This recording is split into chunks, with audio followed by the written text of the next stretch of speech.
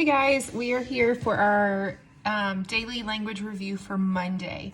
So the first one on Monday says, circle the words that need to be capitalized.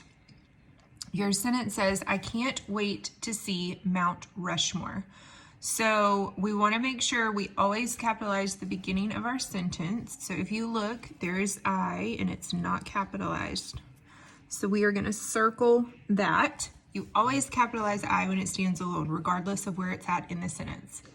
We're also going to capitalize Mount Rushmore. Make sure you get both.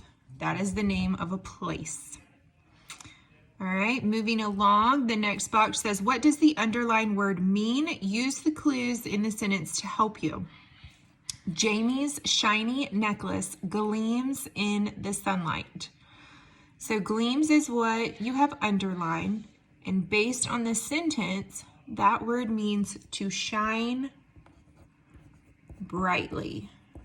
So shine brightly. Okay. Fill in the missing past tense verb. If you remember, your verb is an action word. Past tense means that it has already happened. So right now, looking at the sentence, it is I give her a book. The way to say it where it's already happened would be I gave her a book. G-A-V-E, gave. All right, the suffix ER means a person who, so the word traveler means a person who travels. I know you guys are really good at doing these suffixes, so I bet you already knew the answer. A person who travels. Okay. Is the underlined word an adjective or an adverb?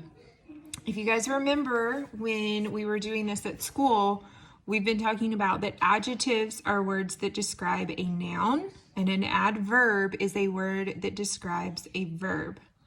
So the mechanic wiped his oily hands with a rag.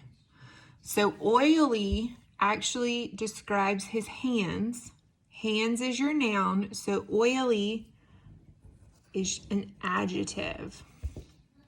And we're going to draw an arrow from oily to hands to show that we know oily is describing his hands. All right. Underline the collective noun in the sentence.